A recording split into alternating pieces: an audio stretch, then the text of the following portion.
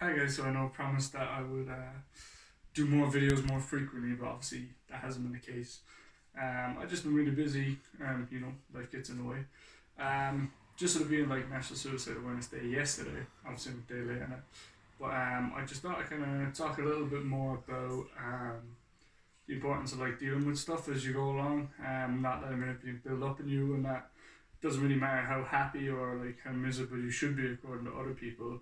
It's kind of where you're at that point. I mean, you could be the most successful person in the world and still be, depressed. It doesn't really matter. It doesn't, kind of take into account anything. It doesn't take into account your money. It just kind of affects you all.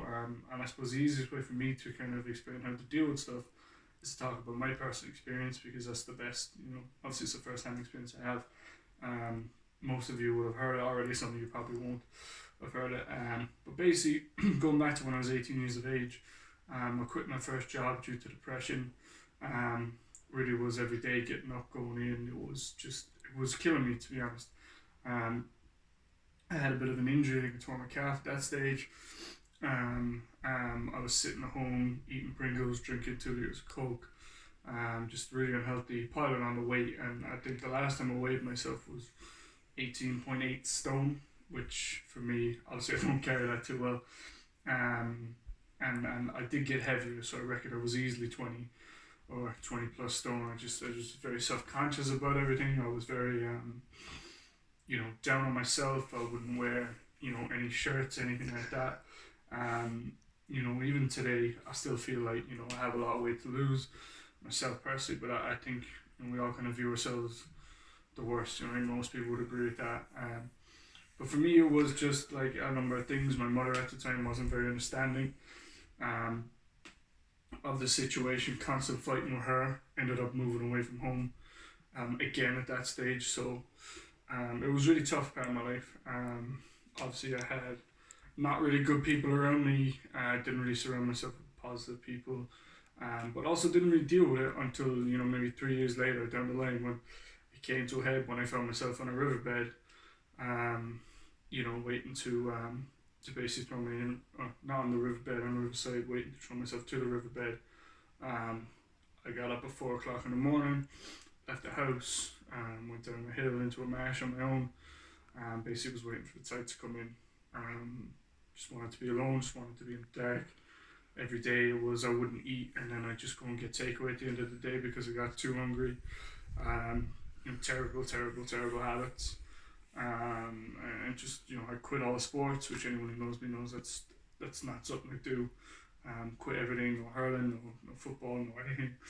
Um, just really depressed basically, and basically it was a combination of 3 years of stuff building up. And it's why people say you need to talk about stuff because it built up and built up and built up, and it wasn't just one thing. And I'm still now trying to deal with certain things that have happened, and obviously new stuff keeps piling up all the time. Um, it's the same with work. If you for example, if you're chef and if you don't deal with the first ticket when it comes in when you can do, then all of a sudden you get second, third, fourth, fifth, sixth. All of a sudden you're way far behind, and it's 10 times more impossible to deal with. It's the same with if you have orders to make, for say a building company. If you don't make the first order when you can, then all of a sudden you've 20 orders to make. You've got half an hour to make them. You just put yourself under unnecessary stress. You don't really need to. Anyone who knows me, I've been quite open and honest about everything. I have tried to kill myself. I don't know how many times at this stage.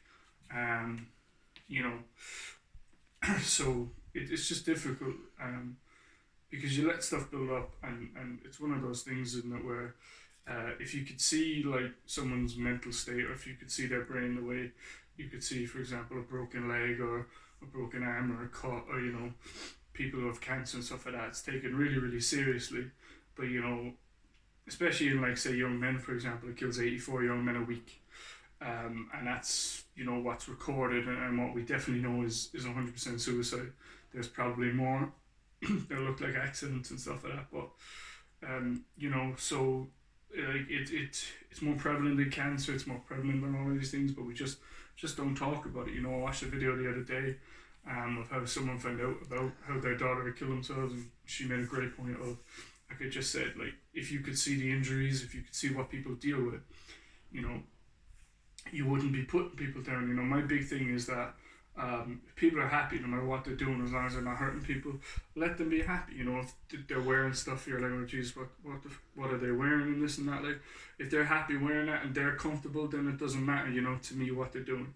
If they want to lie about everything, you know, leave them lie. If they want to, you know, cheat, for example, like, yeah, these are all bad things, but if they're happy in their lives and they can live with what they're doing, then it's not my business unless it directly affects me. You know, obviously someone I know, that's a different situation, but you know, if I know someone's doing it, or you know, even small stuff like, you know, if someone's just, like I said, like wearing the clothes they want, or you know, they're drinking, and you know, they go every night, they drink socially, and they're not, you know, obviously taking it over the limit, and then they're happy with socializing that way, and you know, they don't, you know, they're obviously not taking it too far in that way, you know, obviously it's a line or whatever, but it's, as long as people are happy, why not just let them be happy?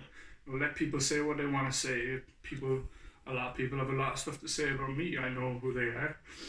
They don't think I know. You know, I know people say stuff about me. It really doesn't bother me because, you know, they don't know what I've gone through. You know, and obviously, I did try to kill myself. You know, a couple of weeks ago, and it's weird because it's probably the best place I've been in my life since I was 18. You know, and a lot of people don't know. Obviously, I tried to kill myself a few weeks ago, but some people do, and I did. I basically was going to throw myself in front of a car, pretend that I tripped. The car managed to stop, but I was pretty close, you know. And I think the worrying thing for me is in that moment when I did that, I stopped and I kind of found myself alone. And the scary thought to me was, if I die by accident, like if I genuinely get hit by a car, if I genuinely drown, people aren't going to say, oh, it was an accident. People are automatically going to assume that I killed myself, and that would, you know, that would really, I really found it hard to stomach myself personally, because, you know, if I've gone through all this and then I get an accident and it's called a suicide, that would really, really, you know, I just found that thought very kind of harrowing, I suppose is the word. But for me, that was the most difficult thing to try and process. And it is difficult, and you know, I did have to kind of sit down and say to myself, some stage, you know, you're not going to get lucky or unlucky enough to be, you know, to not be killed. You know, there's been a couple of times that people have walked in at the last minute, you know, when I was going to slit my throat. As I said, the car managed to stop. It's been a couple of times where, you know, the tide hasn't come in quick enough, or, you know, someone's text and saved me that way, you know. You know, so I'm starting to kind of believe that, you know, someone or something wants to kind of keep me around. But, you know, I'm not seeing the complete positivity of it just yet. But I feel like it will eventually, and I feel like that I want to be there in 20 years when I can look back and be like, yeah, you know, I'm so glad that I didn't actually do it. So for me, it's all about judgment, and people are very judgmental. You know, we get pissed taken and stuff like that. That's not, you know, I don't think that's a big deal, but it's one of those things where mental health still has a big stigma, even though people are like, okay, let's talk about it, let's talk about it, let's talk about it. For example, just a minute ago there when I said I wanted to slit my throat, people will be like, oh, don't say that. And I understand it's a difficult thing to hear. It's like I used to tell my friends, look, I do want to kill myself right now. Some people can't handle that. Some people find that very difficult and they don't want to talk about it. But if I said to you, oh, someone's after, you know, I have cancer, you know, people aren't like, oh, don't say that. People are like, oh, okay, well, what are you doing to make yourself better? Or you know, you'll get there, you know, you can push through it, you know, they're very supportive. You know, and saying, you know, just get up and get on with it is like, it's the worst thing you can do to someone in that position, because they're like, yeah, okay. Especially for me, when stuff is starting to go well for me, I've surrounded myself with good people, you know, good positive people who've been there for me like more than they should be, particularly people I don't know that long and stuff like that. So, you know, just telling someone to get up and get on with it, they're kind of like, well, why can't I just get up and get on with it? You know, that's the kind of mindset they're in, and some days you just can't get up and get on with it, and you need to accept that. But you know what it is then, you know, you can get up, you can do whatever, and it just all depends on the day. But I think the main point is this whole thing is that we need to normalize it. You know, people still say, oh, talk, but when you talk to certain people, then you get a different response. And also there's a big thing at the moment of people like putting a lot of stuff up on social media, and when you see that, and you see how they act in real life. You know, some people, for example, put stuff up on social media, and then in real life they're talking about this person, they're talking about that person, and they're talking about everyone. You know, the way they act, the way they do things. You know, I've dealt with people, relatives of mine, you know, that are like big mental health advocates online, and that's great, and I hope they help people. But then when it comes to you, it's just get on with it, or you're being dramatic or whatever. That absolutely kills people when there's so much support online, and there is. But I think a lot of those people need to take a look at themselves and just be consistent. Because if you're not going to be that big supporter and you're not going to be there for people, don't throw up online that you will be, because they'll look for an avenue to go to talk to you. If someone tells you they're suicidal and they want to kill themselves, that is the biggest amount of trust anyone can ever place in anyone. Just help them. You know, you don't even have to say anything. Just listen. They will talk. They will tell you immediately. They will feel a bit better. Okay, someone cares. Because, you know, it's not a selfish act. In fact, it's the most selfless act ever. Because whenever I've gone to kill myself, my first thought is everyone here will be better off without me. Some days I still feel that way. Some days I'm like, well, no one will miss me anyway, so what's the point? Some days I don't feel like that because people will talk to me, people text me, you know.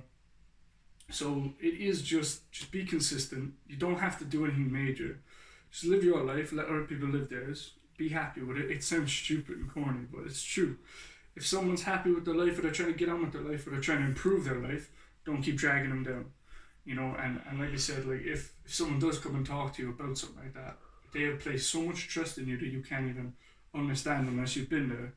You just need to be there, you know, have a cup of tea, have a drink, you know, whatever you want to do with them, you know, go out, go for a walk with them, you know, just check in on them every couple of days. And you know, that's kind of it before I run the risk of kind of repeating myself. So yeah, just like I said, just kind of try and look out for each other. And just stop judging people. Just kind of live your life, and if people are happy, then let them be happy.